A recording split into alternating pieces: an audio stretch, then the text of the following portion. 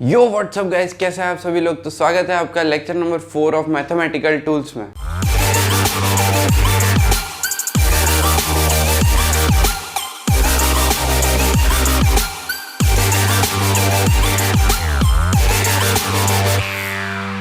इस लेक्चर में हम पढ़ने वाले second application of derivative which is maxima and minima.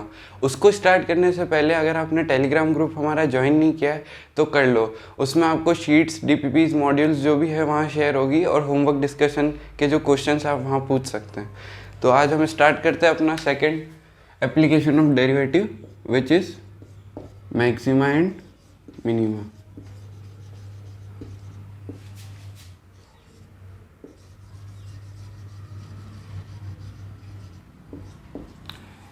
चलो, तो इसमें सबसे पहले जैसे कोई ये ग्राफ है,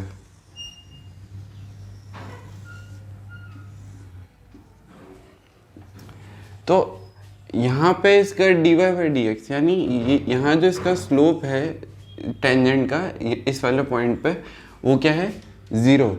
स्लोप ऑफ टेंजेंट यानी dy by d x is equal to क्या आना चाहिए, ज़ीरो, है ना।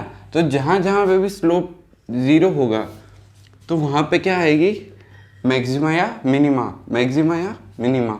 तो यहाँ पे भी dy by d x of this curve at this point is zero. यहाँ पे भी y डैश क्या है, ज़ीरो, है ना। अब यहाँ पे कंडीशन आती है कि मैक्सिमा कहाँ है और मिनिमा कहाँ है। तो यहाँ पे जो वैल्यू है ये पहले इंक्रीज होकर डिक्रीज हो रही है, तो यहाँ क्या आएगा, मैक्सिमा। यहाँ पे पहले डिक्रीज हो रही है और फिर इंक्रीज हो रही है, तो यहाँ क्या आएगा, मिनिमा। अब मिनिमा और मैक्सिमा भी दो तरह के होते हैं। पहला होता है लोकल मैक्सिमा, सेकंड होता है ग्लोबल मैक्सिमा।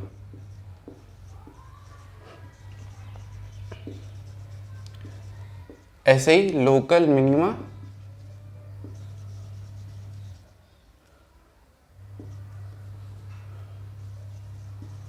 और ग्लोबल मिनिमा।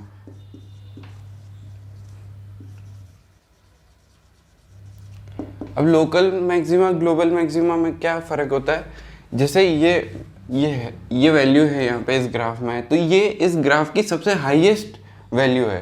तो सबसे हाईएस्ट वैल्यू मतलब हाईएस्ट पीक जो है ना उसको हम कहेंगे ग्लोबल मैक्सिमा।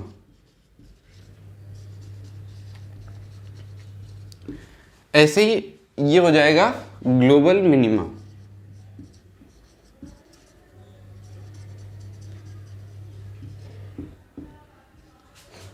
और ये वाला जो हो जाएगा लोकल, क्योंकि मतलब सबसे मिनिमम वैल्यू तो ये है, तो ग्लोबल मिनिमा ये होगा। पर दूसरी भी यहाँ पे भी dy by d x zero है, तो ये हो जाएगा लोकल मिनिमा।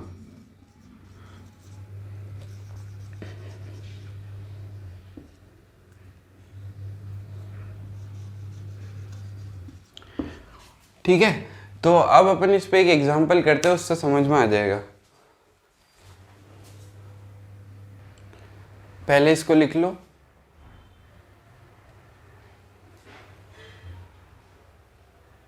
तो इस एग्जांपल में हमको फाइंड करना है global maxima, local maxima, global minima और लोकल मिनिमा।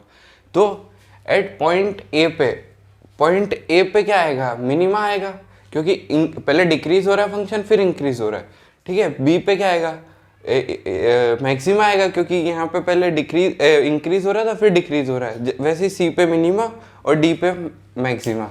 ठीक है, चलो, तो ए वाला क्या हो जाएगा, ए वाला यहाँ पे पता है ग्लोबल मिनिमा नहीं होगा, क्योंकि ये वाला जो फंक्शन है ये आगे जाता ही जा रहा है और अपन को पता नहीं है कहाँ जाके रुकेगा। तो ग्लोबल मिनिमा जो है और ग्लोबल मैक्सिमा जो है इस वाले केस में डिफाइंड नहीं है, क्योंकि हमको एग्जैक्ट वैल्यू नहीं पता ना कहाँ जाके ये ग्राफ टर्मिनेट होगा, है ना।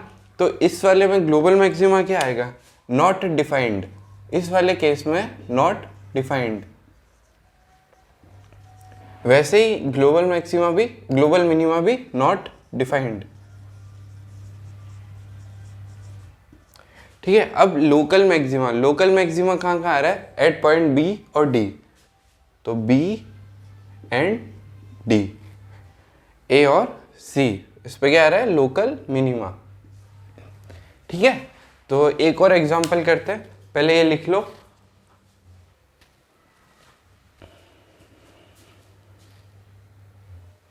चलो, तो इस वाले एग्जांपल में एक बार अपन इसको देखेंगे। तो इस वाले एग्जांपल में क्या है, पूरा रीजन वाइज बताना है।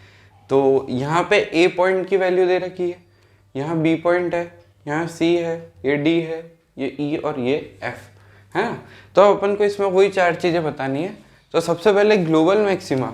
ठीक है, ग्लोबल मैक्सिमा किस पॉइंट पे आ रहा है, इस पूरे ग्राफ में सबसे ज़्यादा वैल्यू कहाँ पे आ रही है, बी पे। ठीक है, सबसे ज़्यादा वैल्यू कहाँ आ रही है, बी पे। तो ये हो गया अपना ग्लोबल मैक्सिमा। ठीक है, अब लोकल मैक्सिमा, लोकल मैक्सिमा कहाँ कहाँ आएगा, यहाँ पे y डैश 0 होगा, यानी derivative of this graph at this point is 0। तो यहाँ पे ई पे आएगा लोकल मैक्सिमा। ठीक है, अब ग्लोबल मिनिमा, ग्लोबल मिनिमा यानी पूरे ग्राफ में सबसे कम वैल्यू कहाँ पे, सबसे कम वैल्यू ए पे है ना। सबसे कम वैल्यू कहाँ है, ए पे। तो पॉइंट ए क्या हो जाएगा, ग्लोबल मिनिमा। ठीक है, उसके बाद लोकल मिनिमा, लोकल मिनिमा यानी पूरे ग्राफ में कहाँ कहाँ वैल्यू मतलब पहले डिक्रीज हो रही है और फिर इंक्रीज हो रही है ना। तो इस पूरे रीजन में सी से डी में, सी से डी में पहले वैल्यू डिक्रीज हुई फिर इंक्रीज हुई। तो सी से डी में क्या हो जाएगा, local minima from C to D. ठीक है, सी टू डी, और यहाँ पे पॉइंट एफ पे भी। तो ये हो गया लोकल मिनिमा। ठीक है, अब इसमें अपन लिखेंगे आगे कि conditions for minima, condition for maxima and minima. तो ये लिख लो पहले, फिर हेडिंग डालो condition for maxima and minima.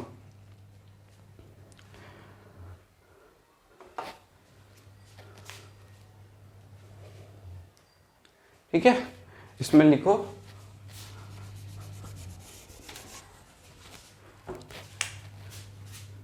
Conditions for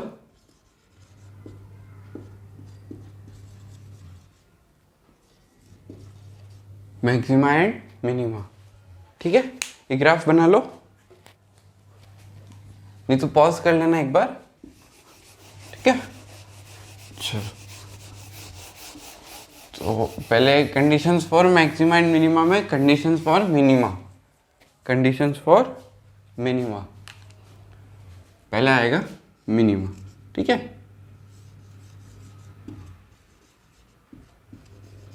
चलो, तो सबसे पहली कंडीशन क्या होती है मिनिमा की, सबसे पहली कंडीशन होती है कि स्लोप क्या होगा, 0, यानी dy बाई डी एक्स क्या होगा, 0। तो सबसे पहले क्या होगा, slope, slope is equal to 0, that is dy by d x is equal to 0। ठीक है, सेकेंड कंडीशन क्या होती है कि जो dy bye double derivative of y क्या होना चाहिए, positive, greater than 0।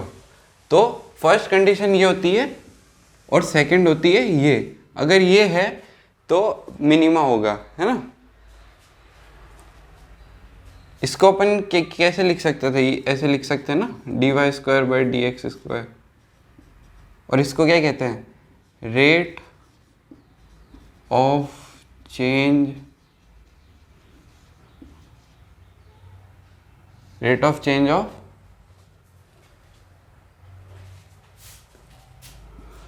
Slope with respect to x। ठीक है, अब ये 2 कंडीशन है। उसके बाद इसको यूज कैसे करना है वो मैं अभी बताऊंगा। फिर सेकंड जो कंडीशन है वो है मैक्सिमा की। तो इसमें भी 2 ही है, फर्स्ट स्लोप 0 होना चाहिए, that is dy by d x ये होना चाहिए 0, और सेकंड है double derivative dy by d x क्या होना चाहिए, लेस देन 0। ठीक है। और इसी में ऐसे इसको क्या कहते हैं, rate of change of slope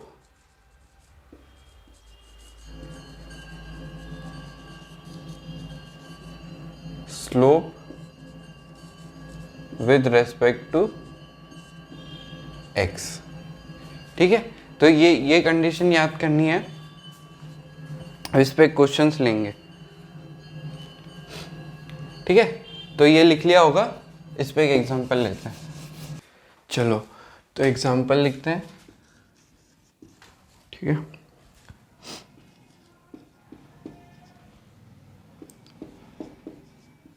(15x² + 36x + 11। अब इसमें क्या फाइंड करना है, फाइंड द वैल्यूज ऑफ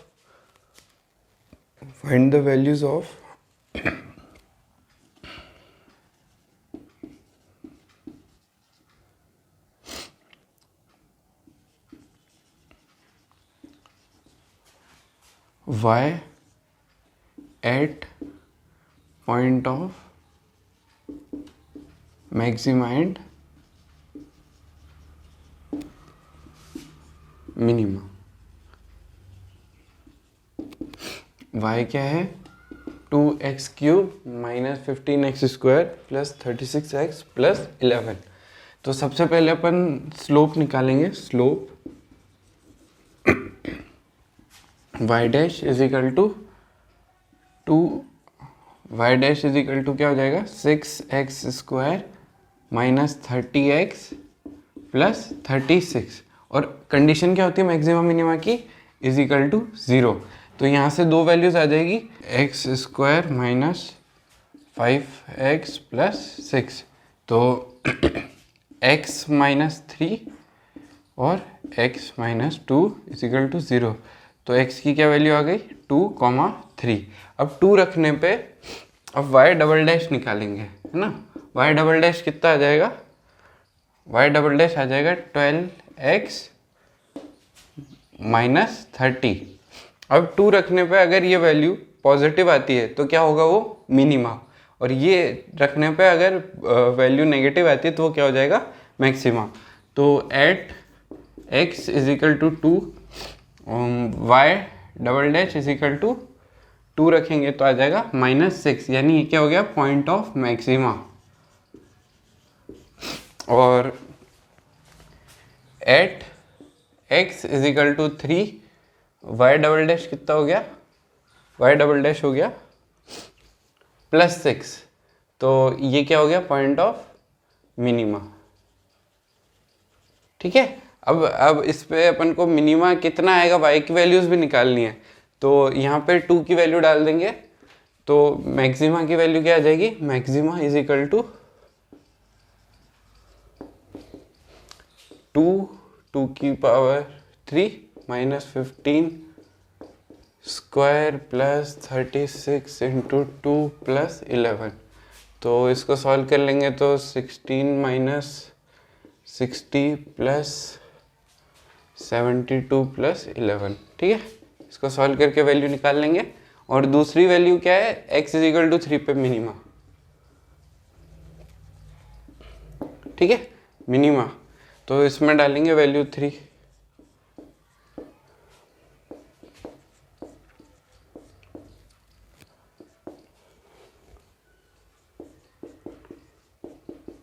ठीक है, इसको सॉल्व करके यहाँ से मिनिमा की वैल्यू निकाल लेंगे। ठीक है, चलो तो अब अगला एग्जांपल करते हैं। इसको कर लो, नोट कर लो।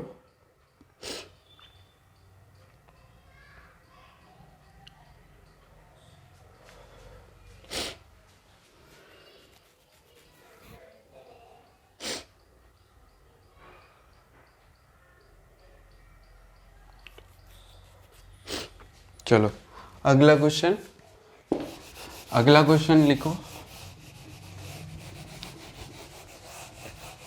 अगला क्वेश्चन है, for a particle moving along y axis, its coordinate varies as for a particle moving along y axis, its coordinate vary as y is equal to 2t square plus 12t plus 12.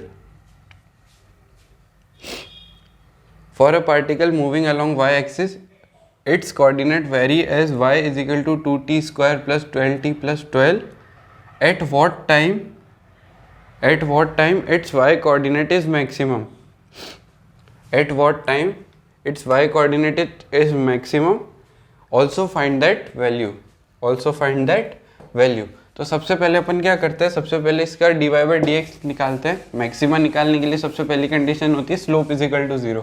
तो इसका slope कितना आएगा, y dash 4t plus 12 is equal to 0. 4t यहाँ पे minus होगा, हाँ यहाँ पे माइनस है, ठीक है. 4t minus 12 is equal to 0. तो t की वैल्यू क्या आ गई, 3. अब t की वैल्यू 3 आ गई. अब इस पे पूछा है कि y की वैल्यू निकालनी है t इज इक्वल टू 3 पे. तो y की वैल्यू निकाल लो t इज इक्वल टू 3 पे. 2 इंटू 9 माइनस 36 प्लस 12, तो 18 प्लस 12 माइनस 36, तो माइनस 6 आ गया आंसर. ठीक है, y की value.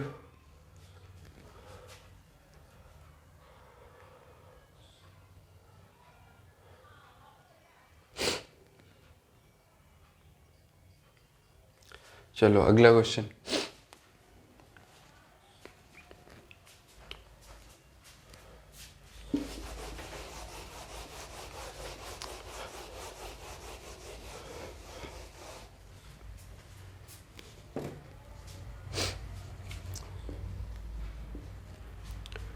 At y is equal to 2x cube minus 6x, 2x cube minus 6x minus 48x plus 36. Find the values of function at its maximum and minimum. Function की value निकालनी है maxima पे और minima पे. तो सबसे पहले maxima minima निकालने, पॉइंट्स निकालने के लिए y dash is equal to 0. ठीक है, तो ये हो जाएगा 6x स्क्वायर माइनस 6 ये क्यूब है ना, ये स्क्वायर है. तो माइनस 12x माइनस 48. ठीक है, तो इसको इज इक्वल टू 0 करना है. तो अपन यहाँ से पहले x square minus 2x minus 8 is equal to 0. ठीक है, तो अब इसमें अपन इसका फैक्टर करेंगे. तो x माइनस 4 और x plus 2 is equal to 0. तो x की दो वैल्यू कौन सी आ गई, -2, 4. ठीक है, अब डबल डेरिवेटिव पे रख के देखेंगे. y डबल डेरिवेटिव क्या होगा कि डबल डेरिवेटिव 2x माइनस 2. तो at minus x is equal to -2, value क्या आ रही है, वैल्यू आ रही है नेगेटिव. तो यहाँ पे x -2 पे क्या है, मिनिमा. क्या है, मिनिमा. और at x is equal to 4 पे वैल्यू कितनी आ रही है, पॉजिटिव. तो यहाँ क्या हो गया, ये नेगेटिव आ रही है, तो यहाँ पे है मैक्सिमा, यहाँ पे है मैक्सिमा और यहाँ पे आएगा मिनिमा. ठीक है, अब इसकी वैल्यू निकालनी है. तो इन दोनों को x इज इक्वल टू -2 को और x इज इक्वल टू 4 को इसमें पुट करना और आंसर आ जाएगा.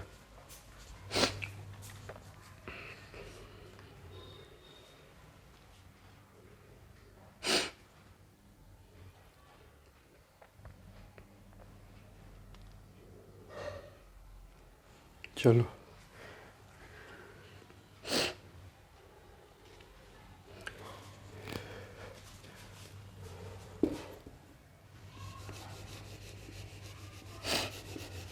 अब एक क्वेश्चन है,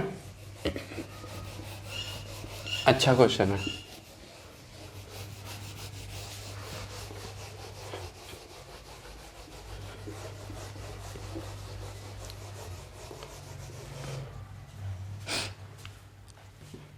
एक रिवर है, ठीक है, एक रिवर है, इसकी विड्थ जो है वो है 9 किलोमीटर्स। एक बोट है यहाँ पे,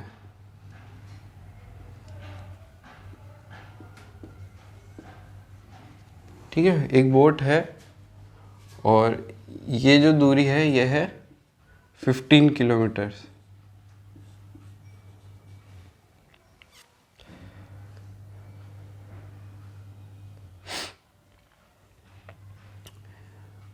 यहाँ पे एक आदमी है, उसकी वेलोसिटी इन रिवर, वेलोसिटी इन रिवर है 4 किलोमीटर पर आवर और वेलोसिटी ऑन लैंड है उसकी 5 किलोमीटर पर आवर। तो अब उसको शॉर्टेस्ट टाइम में अगर इस पॉइंट पे पहुंचना है, यानी वो कैसे भी ऐसे भी आ सकता है और यहाँ तक, तो शॉर्टेस्ट टाइम लगना चाहिए, तो वो टाइम निकालना है अपन को, ठीक है, शॉर्टेस्ट टाइम निकालना है। तो इसमें ये होमवर्क है, कल की क्लास में अपन इसको डिस्कस करेंगे, है ना, हॉट्स, इसको सॉल्व करके आना, ठीक है। चलो अब अगला टॉपिक जो है वो अब है अपना derivative as rate measure, derivative as rate major.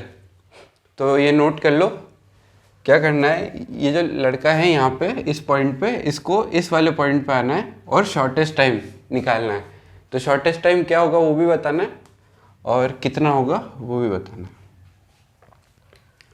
ठीक है।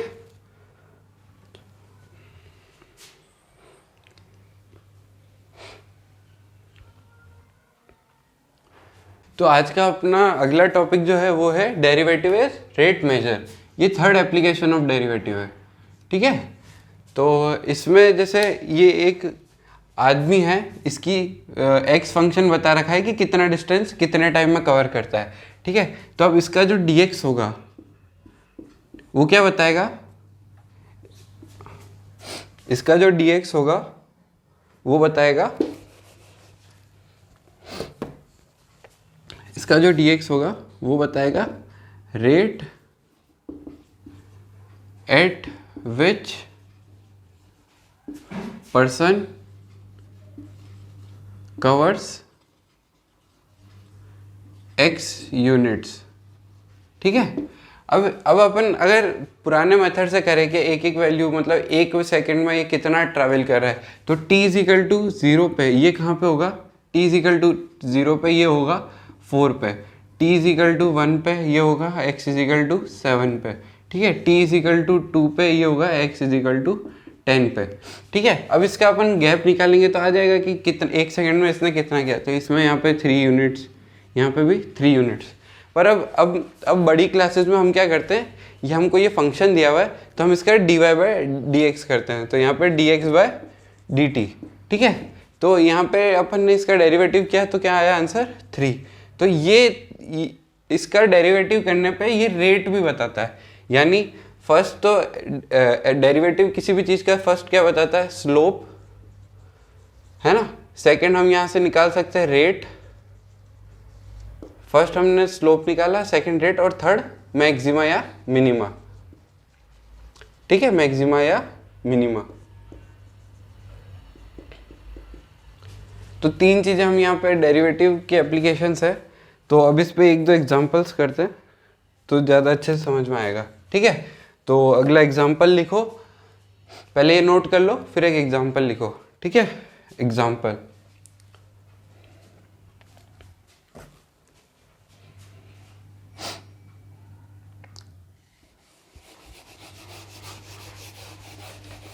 अगर 5% 10% भी समझ में आया है तो बहुत है, अभी एग्जांपल करेंगे तो पूरा समझ में आ जाएगा, ठीक है। एग्जांपल लिखो, radius of an ink blot, radius of an ink blot is increasing, radius of an ink blot is increasing, ink blot is increasing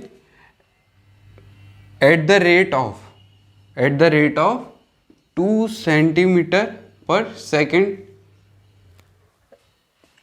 Radius of ink blot is increasing at the rate of 2 centimeter per second. Find the rate find the rate at which area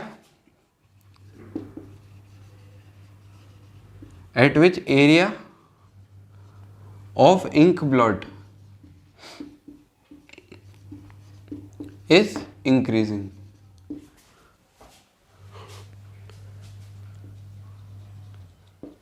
At r is equal to 10 centimetre.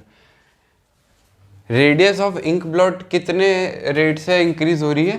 2 centimetre per second से. और अपन को क्या निकालना है? Area निकालना है ink blot का, कि एरिया कितने सेंटीमीटर पर सेकेंड स्क्वायर से इंक्रीज हो रहा है, सेंटीमीटर स्क्वायर पर सेकेंड से इंक्रीज हो रहा है एट जब r is equal to 10 centimetre है.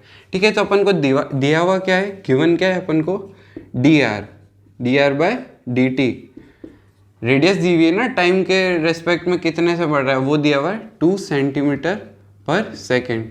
ठीक है, और अपन को निकालना क्या है, area of ink blot. Ink blot जो है वो सर्कल में बनता है ना, तो एरिया ऑफ सर्कल क्या होता है, pi area is equal to pi R square. अपन को फाइंड क्या करना है, फाइंड करना है D A by D T.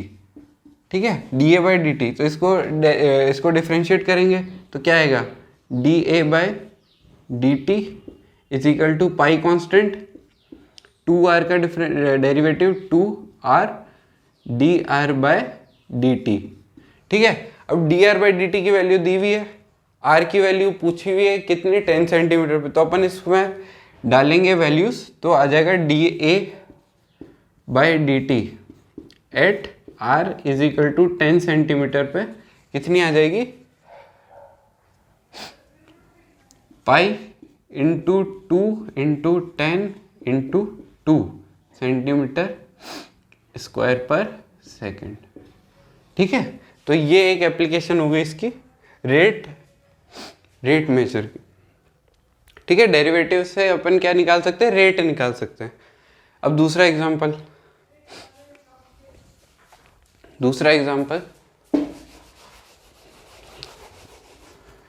Number 2.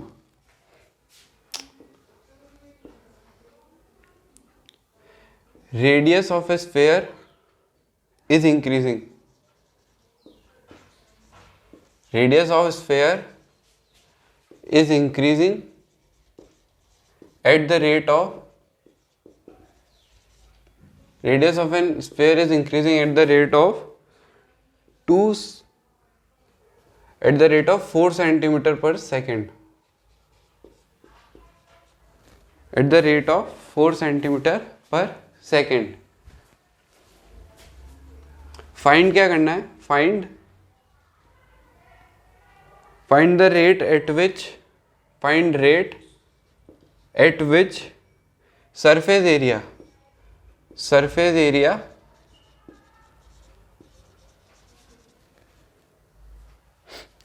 Area is increasing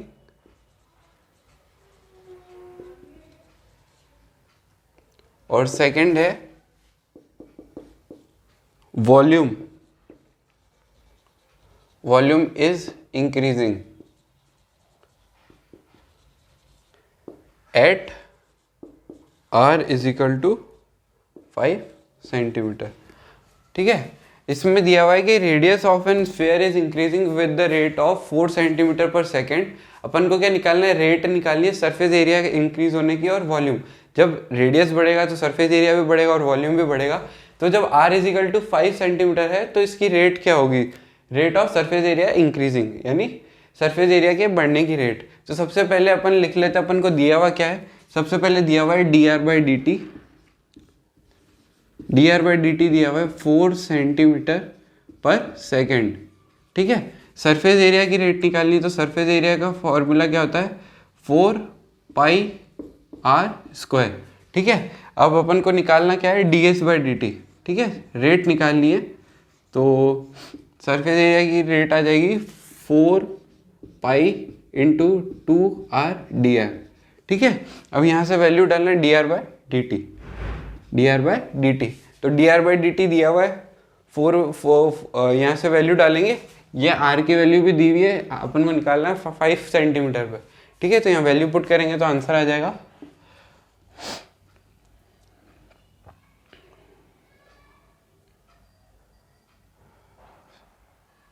160 पाई, ठीक है 160 पाई। और वॉल्यूम, वॉल्यूम कितने रेट से बढ़ेगा?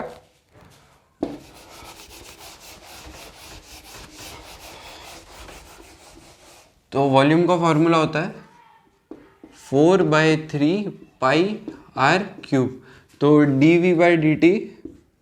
dv/dt कितना होगा? 4/3 पाई 3r² इंटू dr/dt। ठीक है, यहाँ से वैल्यू पुट करेंगे तो 4/3 पाई 325 इंटू 4 तो यहाँ से अपन वैल्यू निकाल लेंगे। 3 से 3 गया 400 पाई, ठीक है 400 पाई।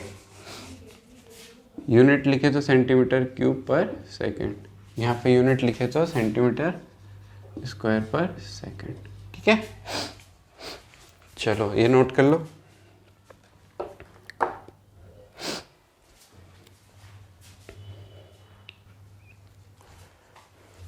ये नोट कर लो, मैं इतना अगला क्वेश्चन लिख देता हूँ।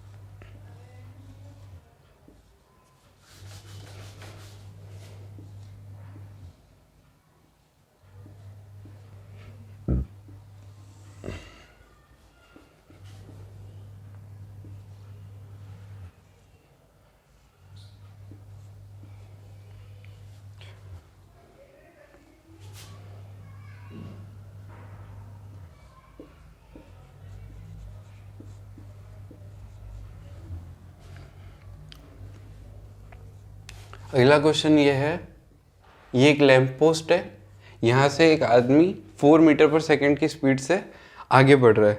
तो इसकी जो शेडो होगी वो कितनी रेट से बढ़ेगी? इसकी शेडो जो होगी वो कितनी रेट से बढ़ेगी, ठीक है। तो अब हमको दिया हुआ क्या है, ये इसकी वैल्यू दी हुई है, इसको अपन x मान लेते हैं, ठीक है ये x, और इसकी जो शेडो बनेगी वो इस लेंथ की बनेगी, ठीक है इस लेंथ की बनेगी, है ना। तो अपन को दिया हुआ है dx/dt इजिकल टू 4 मीटर पर सेकेंड, और फाइंड क्या करना है, dy/dt, ठीक है। तो इसको कैसे करेंगे,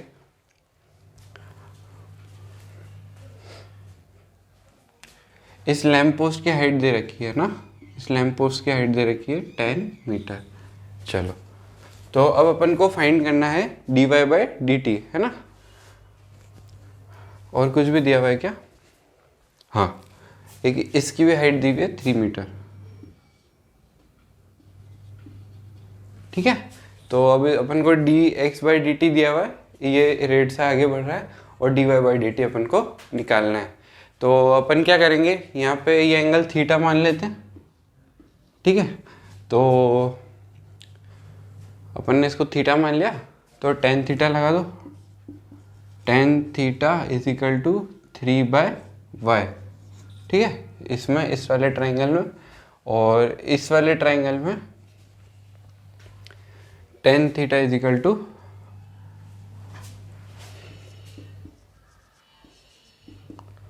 10/x प्लस y, ठीक है। तो अब इन दोनों को कंपेयर कर देंगे तो एक इक्वेशन आ जाएगी। तो 3x plus y is equal to 10y, ये समझ में आ गया होगा ना। चलो तो अब इसको सॉल्व कर देते, 3x is equal to 7y।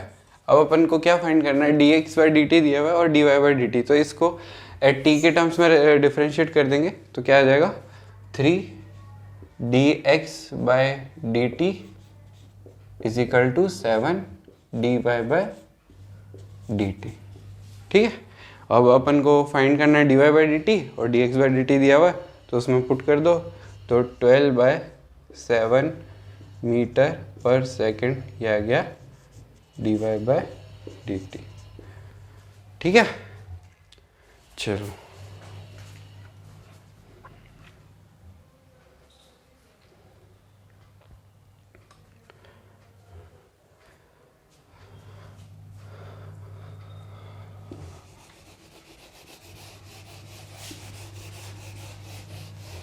Next example है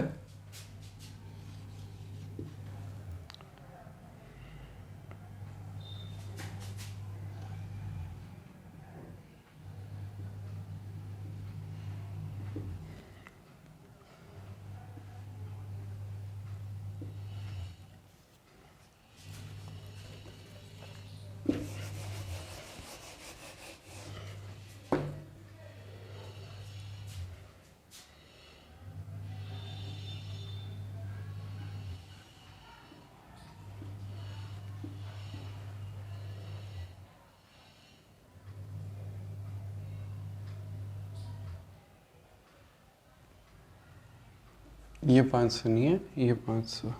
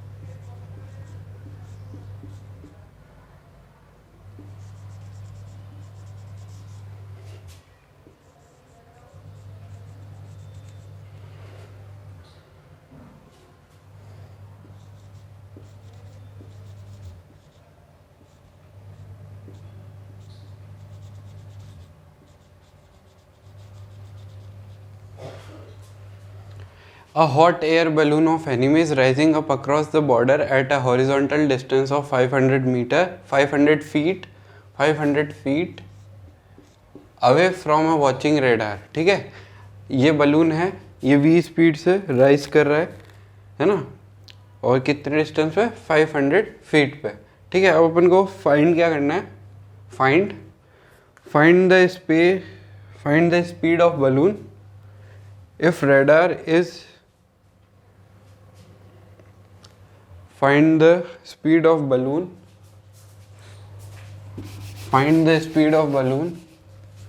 if rate of radar in anti-clockwise direction is 14, rate of radar in anti-clockwise direction is 0.14 radian per second at theta is equal to 45 degree. ठीक है, rate of radar इतनी दी हुई है, अपन को find क्या करनी है, स्पीड। क्या फाइंड करनी है, स्पीड।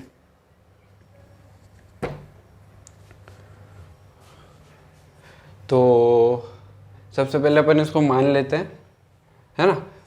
थीटा कितना दिया हुआ है 45 डिग्री, ठीक है। 45 डिग्री पे स्पीड, अगर ये 45 है और ये 90 है तो ये वाला एंगल भी 45 हो जाएगा और ये वाली साइड कितनी हो जाएगी, है ना, 500 हो जाएगी, ठीक है। अपन को फाइंड क्या करना है, डी वी, हाँ।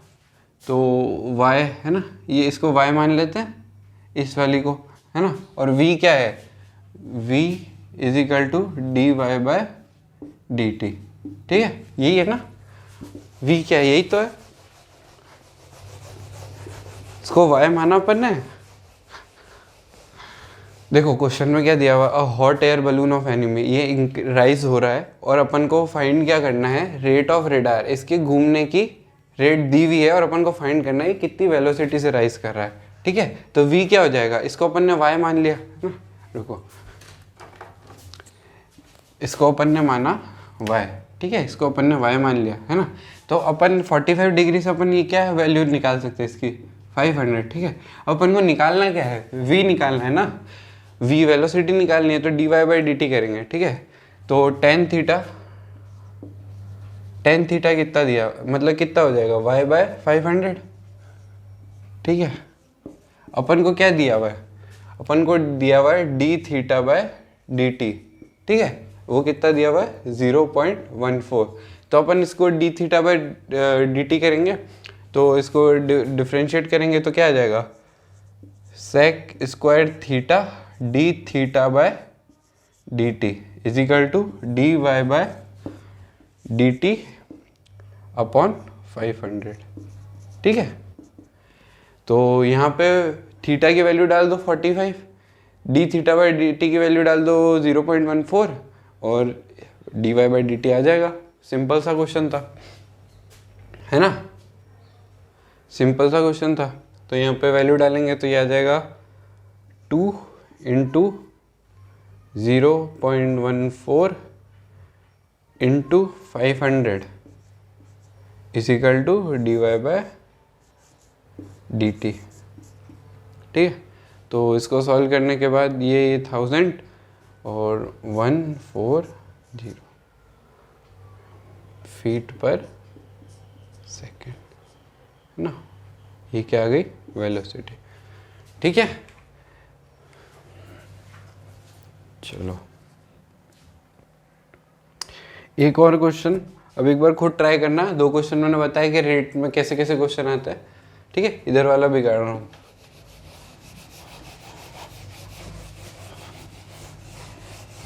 इन सब क्वेश्चंस को ना एक बार खुद से ट्राई करना, है ना, अच्छे क्वेश्चन है ये, ठीक है। चलो अपन को एक दिया हुआ है, यहाँ पे एक रॉड है, एक वॉल है, उस पर एक रॉड स्लैंट पड़ी हुई है, ठीक है। ये रॉड ऐसे, अरे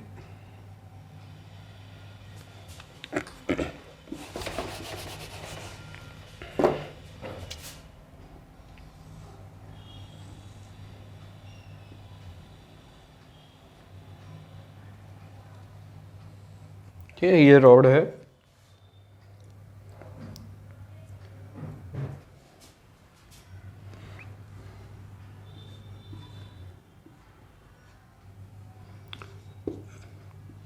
ट्वेंटी मीटर की, ये 20 मीटर की रॉड है ना। अ रॉड इज स्लिपिंग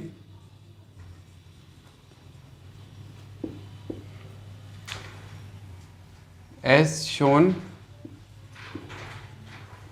है ना, that it's lower and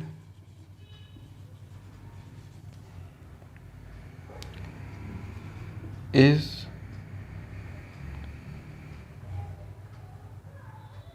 shifting away from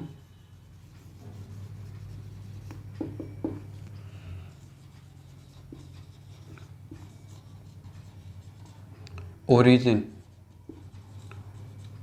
origin क्या है, ये है ना, at a speed of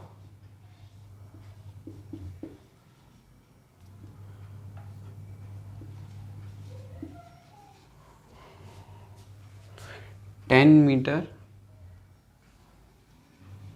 पर सेकेंड, ठीक है। अब फाइंड क्या करना है,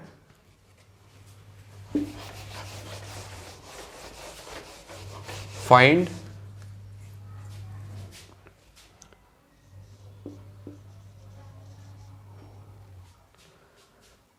the speed of its, find the speed of its upper end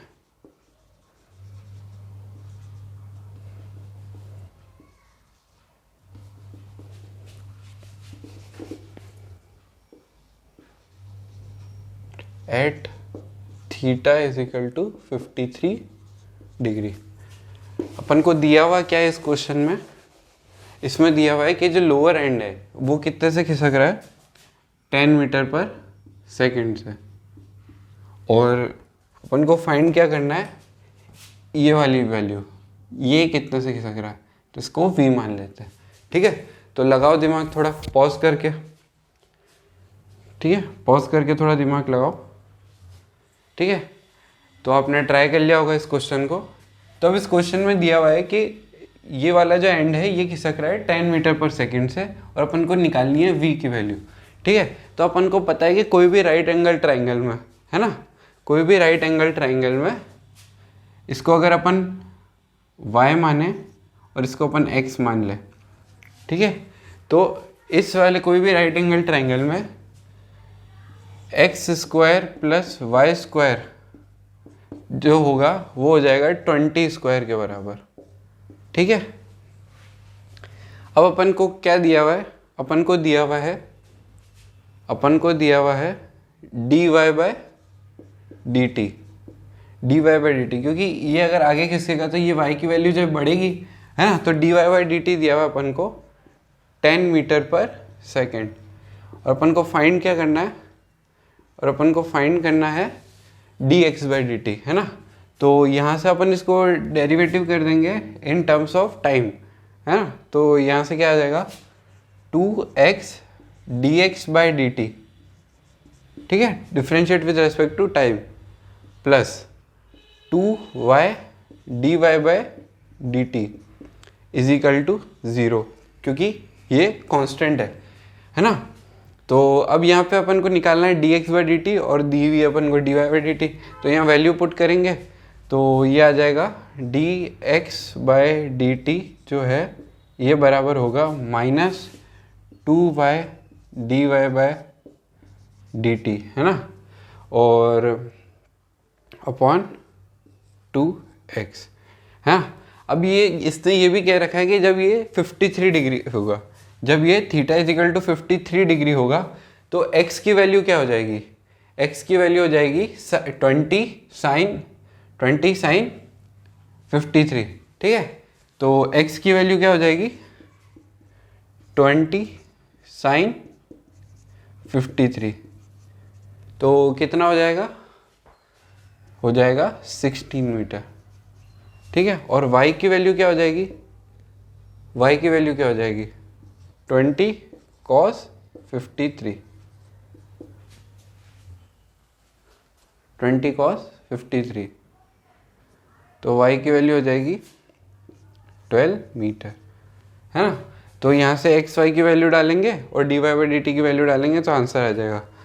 तो 2 से 2 कैंसिल हो गया, तो माइनस एक्स वाई की वैल्यू 12 अपॉन 16 इंटू 10, ये हो गया 30/4 मीटर पर सेकेंड।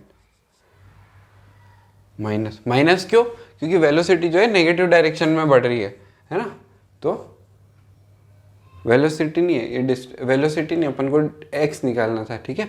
तो ये जो है नेगेटिव डायरेक्शन में कम हो रही है, यानी डिस्टेंस कम हो रही है, तो वो क्या बता रहा है अपन को कि यहाँ पे इतने मीटर पर सेकंड से डिस्टेंस कम हो रही है, ठीक है।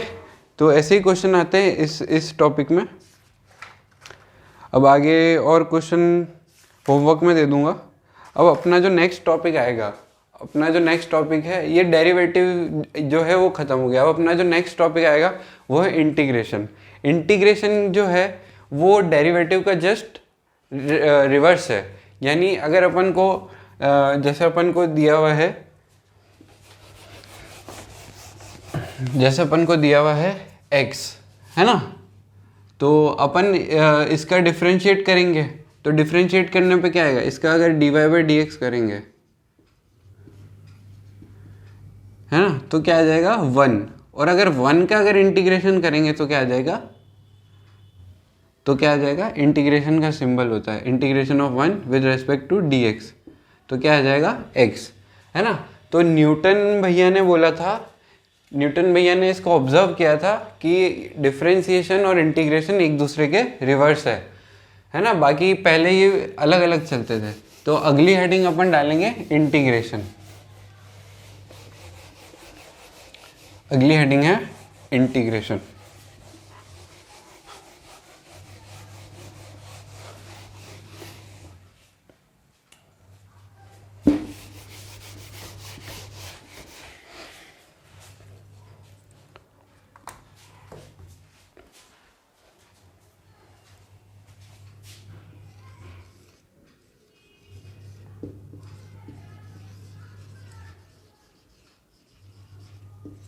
अगली हेडिंग है इंटीग्रेशन। तो डिफरेंशिएशन की तरह इंटीग्रेशन में भी पहले एक टेबल अपन याद करेंगे। तो सबसे पहले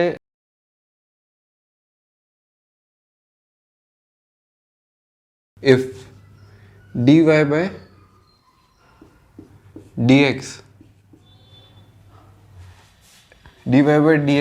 इज इक्वल टू gx, है ना, तो अब then integration of gx with respect to dx is equal to y, समझ रहे हो ना।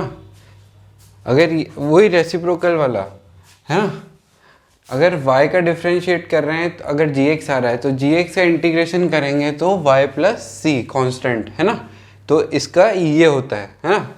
अब अगर जैसे एग्जांपल, अगर d by d x of x cube ये होता है 3x square, then integration of 3x square with respect to dx, ये क्या हो जाएगा, x क्यूब प्लस सी, ठीक है। c की वैल्यू कुछ भी हो सकती है, अपन जब भी इंटीग्रेट करते तो प्लस सी ऐड कर देते हैं, है ना। तो अब एक टेबल लिखो, उसमें सारे इंटीग्रेशन किसका क्या होता है वो मैं अभी आपको बता देता हूँ। एक टेबल लिखो, है ना, ये लिख लो, फिर एक टेबल बनवाता हूँ मैं। चलो तो टेबल बनाते हैं अपन।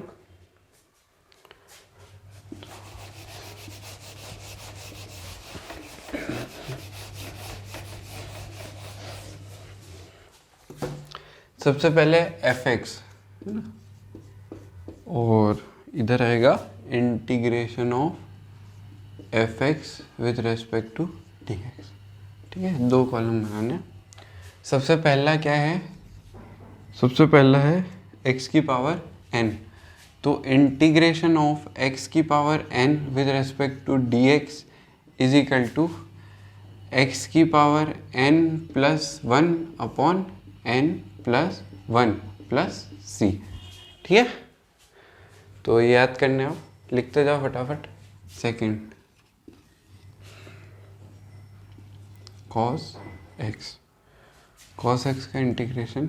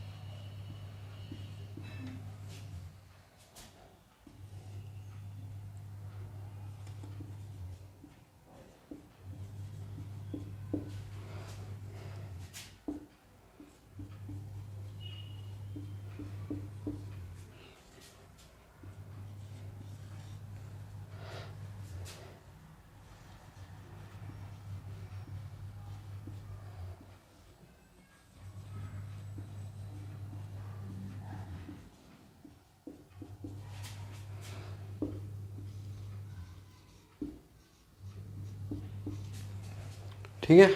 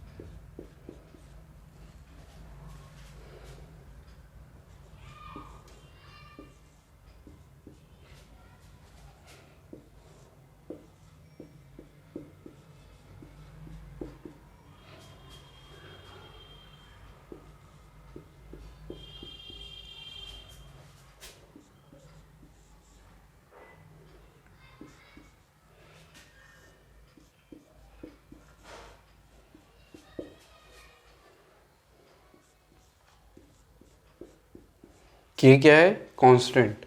के क्या है? कांस्टेंट। 11th।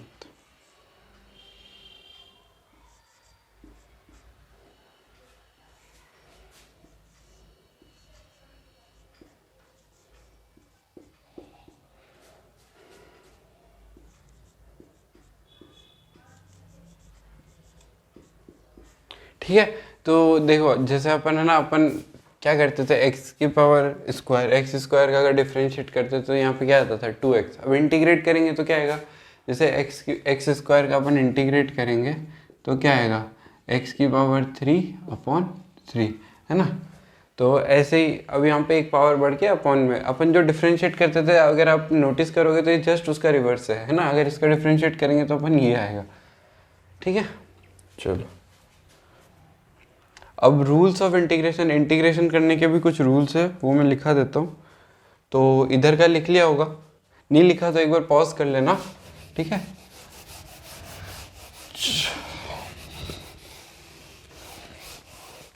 पहला रूल ऑफ इंटीग्रेशन क्या है, रूल्स ऑफ इंटीग्रेशन।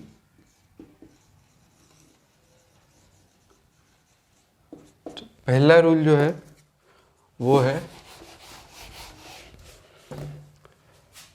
अगर इंटीग्रेशन में कोई कांस्टेंट आ जाता है तो अपन उसको ऐसे लिख सकते हैं, कांस्टेंट को बाहर ले सकते हैं। ठीक है, जैसे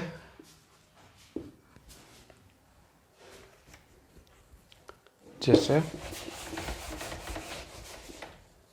जैसे अगर ये इंटीग्रेशन ऑफ 3x² dx, हाँ, तो अपन इसको 3 को बाहर लेके x² dx का इंटीग्रेशन, x की पावर n का इंटीग्रेशन क्या होता है,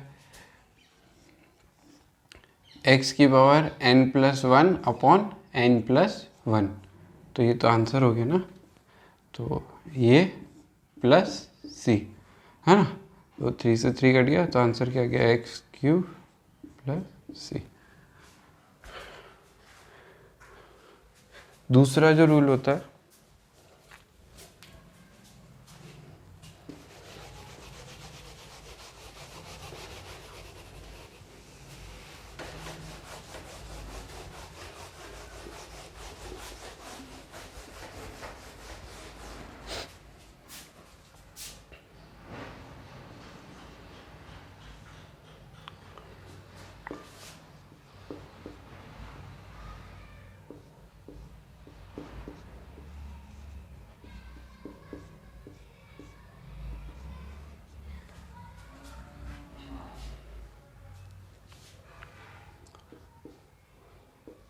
तो अपन इसको अलग कर सकते हैं। अगर कभी दो फंक्शन का एडिशन सब्ट्रैक्शन होके dx हो तो अपन उसको इंडिविजुअल भी कर सकते हैं, प्लस या minus integration of g of x dx।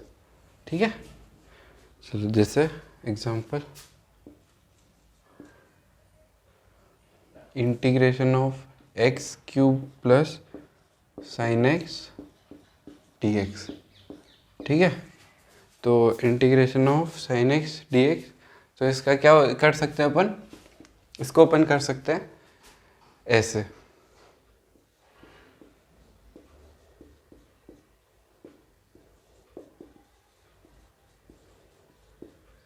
ठीक है, अब इसका इंटीग्रेशन हो जाएगा x की पावर 4 अपॉन 4, है ना, और इसका हो जाएगा माइनस cos x।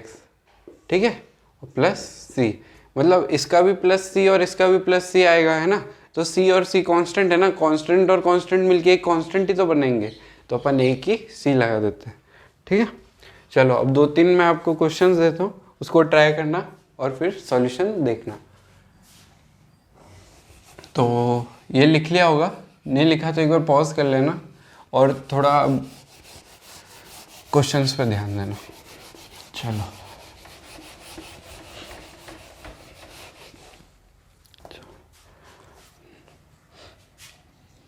सारे क्वेश्चन एक साथ नोट नहीं करना है, एक एक करना है, एक एक लिखते जाना है, एक एक करते जाना है।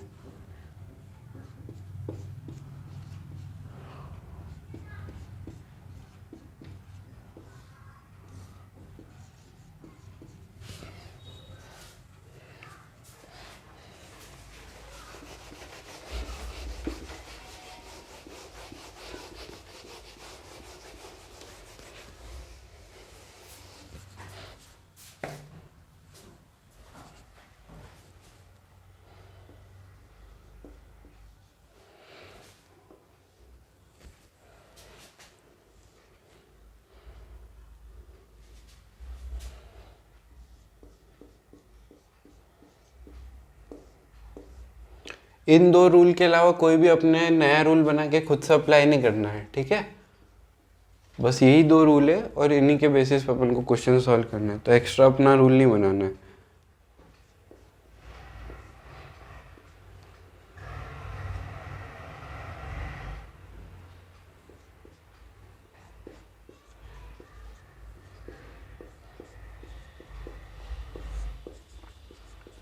चलो, तो सबसे पहला क्वेश्चन अगर कर लिया है तो सॉल्यूशन देखो, नहीं किया तो एक बार पॉज करके और इसका सॉल्यूशन बनाओ। फर्स्ट क्वेश्चन सॉल्व करता हूँ।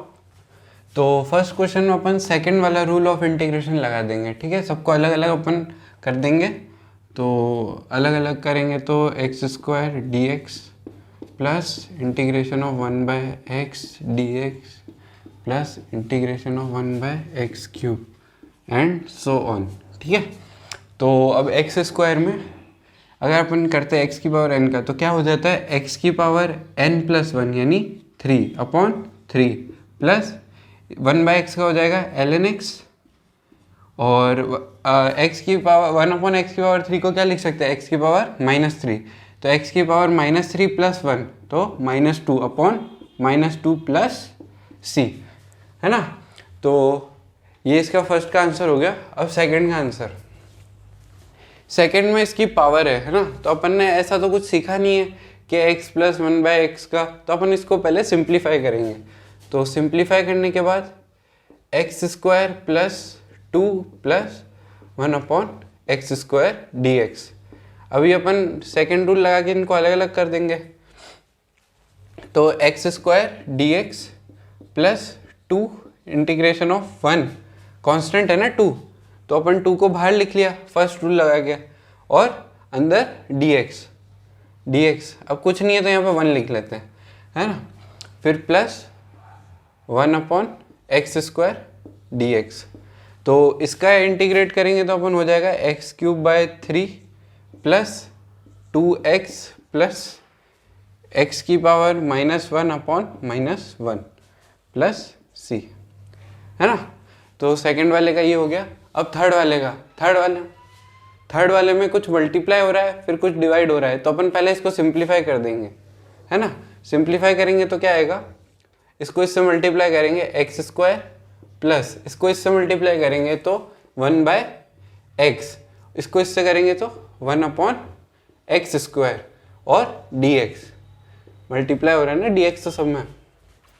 चलो तो ये तो कुछ वैसा वाला बन गया, यहाँ पे x की पावर 2 है, वहाँ x की पावर 3 है, तो सिमिलरली अपन इसको सेकेंड रूल से अलग अलग कर देंगे, फिर 1/x dx plus 1/x² dx and so on, है ना। और तो इसका आंसर आ जाएगा x³/3 plus ln x plus -1/x dx, dx नहीं आएगा प्लस c, है ना। चलो अब फोर्थ वाला एग्जाम्पल लिखो।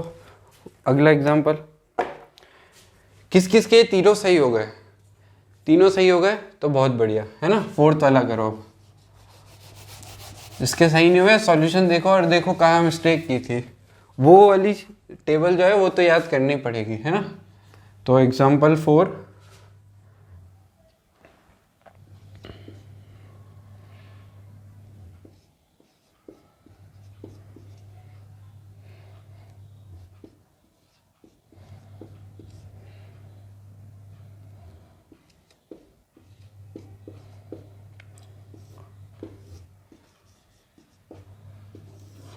फर्स्ट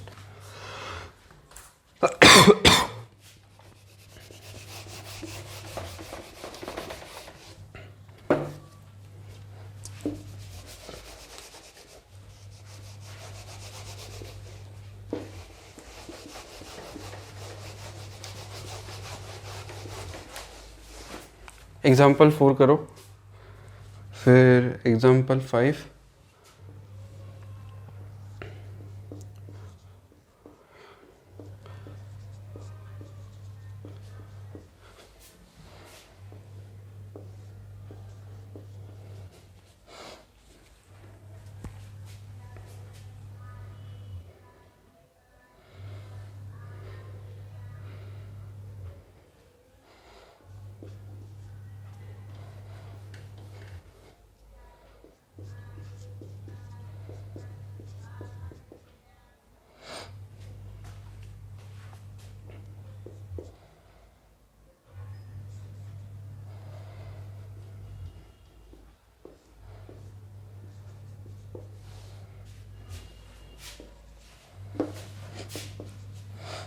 चलो तो पहला एग्जाम्पल पहला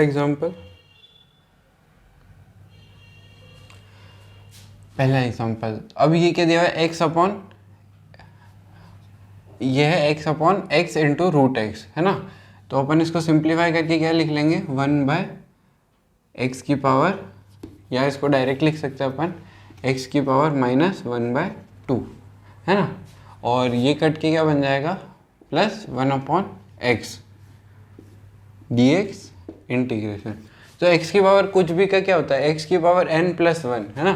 तो ये क्या हो जाएगा, x की पावर 1/2/1/2, तो ये 2 पर आ जाएगा, क्या हो जाएगा 2√x, है ना। और इसका ln x प्लस c, हाँ प्लस c हमेशा लगाना है। अब सेकेंड वाला, 1/cos² का क्या होता है, तो अपन ने सीखा ही नहीं है, तो 2 का तो हो जाएगा 2 की पावर x यानी a की पावर x। अब cos² वो भी अपॉन में, अरे तो cos² है तो sec² में कन्वर्ट कर दो, तो ये हो जाएगा integration of 2 dx plus integration of 2x dx plus 3 sec² dx, है ना। अब फर्स्ट सेकंड रूल लगा दिया, अब सब में फर्स्ट रूल लगा कि यहाँ पे आ जाएगा x और मल्टीप्लाई हो जाएगा 2 प्लस a की पावर x, तो a की पावर x का क्या होता है, a की power x upon ln a, a की power x upon ln a plus 3 sec² तो 3 10x प्लस c, ठीक है। अब ये वाला तो इजी है, इसका हो जाएगा 1/x² यानी x की पावर -2, तो x की power -1/-1 plus ln x plus c। ठीक है, ये हो गया। इसके बाद आता है integration by substitution. Integration by substitution, integration by substitution. तो पहले ये नोट कर लो, उसके बाद मैं बताता हूँ इंटीग्रेशन बाय सब्स्टिट्यूशन क्या होता है। उसके बाद थोड़ी सी थ्योरी लिख लो, पहले ये लिख लो।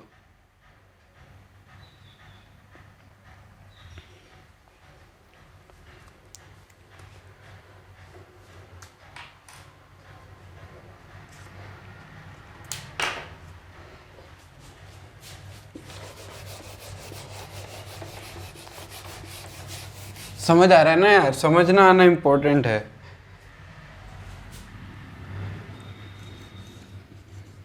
इंटीग्रेशन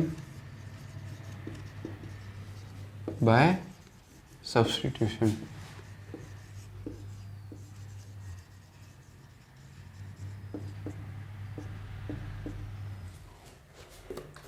चलो, इंटीग्रेशन बाय सब्स्टिट्यूशन। इसमें थोड़ा सा लिखो पहले, integration by substitution. If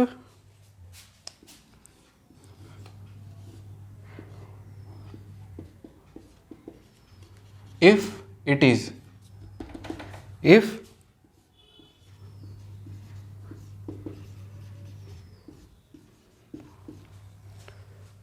or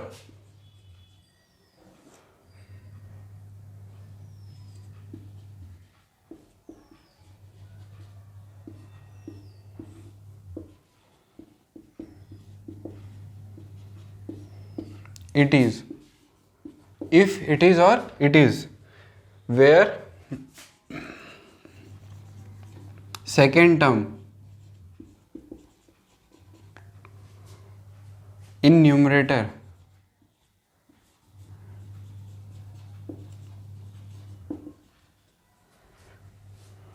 will be such that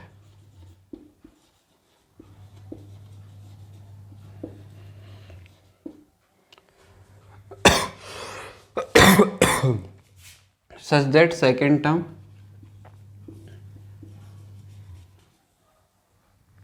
is equal to d by dx of first term.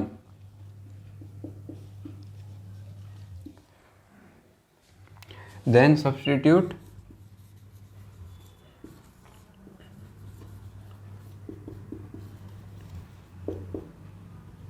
first term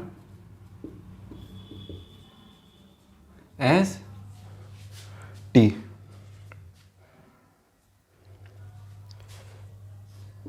जब भी ऐसी कोई फॉर्मेट आ जाए, दो टर्म्स का मल्टीप्लिकेशन हो रहा हो या दो टर्म्स डिवाइड में हो रही हो, और जो ऊपर वाली टर्म है वो नीचे वाली टर्म का dy बाई डी एक्स हो, है ना, तो अपन सब्स्टिट्यूट किसको करेंगे, फर्स्ट टर्म को t से या किसी भी वेरिएबल से, है ना।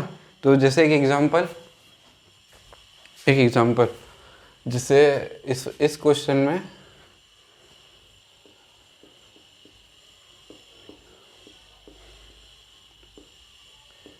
ठीक है। अब इस क्वेश्चन में x² का डिफरेंशिएट डेरिवेटिव क्या होता है, 2x, तो अपन क्या करेंगे, x² को सब्स्टिट्यूट कर देंगे t से, तो dx,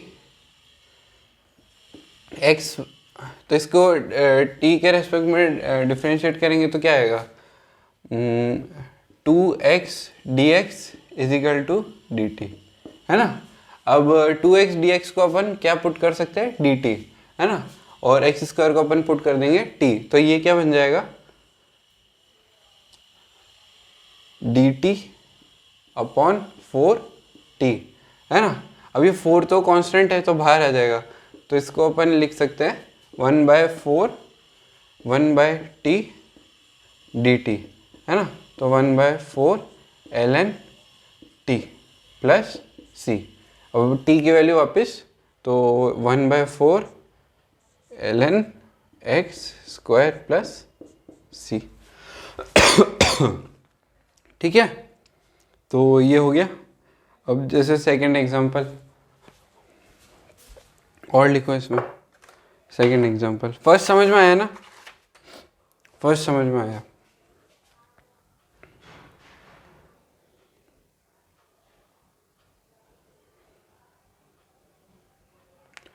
चलो, तो सेकंड एग्जांपल लिखो। ये रब कर रहा हूँ मैं, है ना? थोड़ा सा नहीं लिखा तो पॉज कर लेना। चलो, एग्जांपल 2।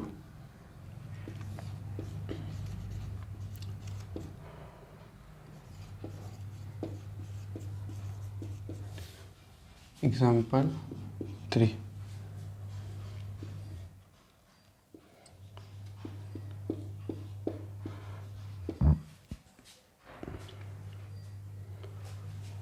ठीक है, आज इतना ही करते हैं। उसके बाद अगले वाले लेक्चर में और एग्जांपल करेंगे और फिर एक छोटा सा टॉपिक और बचा है इंटीग्रेशन में एरिया अंडर कर्व, वो पढ़ के फिर वेक्टर पे मूव करेंगे। ठीक है, तो इसको करो। अब इसमें कौन सी वाली फॉर्मेट है? फर्स्ट वाली, है ना? कि ये फर्स्ट टर्म और ये सेकेंड टर्म, है ना? तो यार अपन को दिख रहा है कि tan x का जो डेरिवेटिव होता है वो होता है sec स्क्वायर x। तो tan x क्या हो गई? First term. तो इस वाले क्वेश्चन में tan x को अपन क्या पुट कर देंगे? t। ठीक है, तो इसको डिफ्रेंशिएट करेंगे तो sec square x dx is equal to dt, है ना? तो इसमें क्वेश्चन में tan स्क्वायर की जगह आ गया t square dt, sec square x dx की जगह dt इंटीग्रेट। तो ये हो जाएगा t cube by 3 plus c, और t की वैल्यू क्या थी? tan x इसका क्यूब अपॉन 3 प्लस c। ठीक है, चलो अब अगला जो थर्ड वाला एग्जांपल है उसमें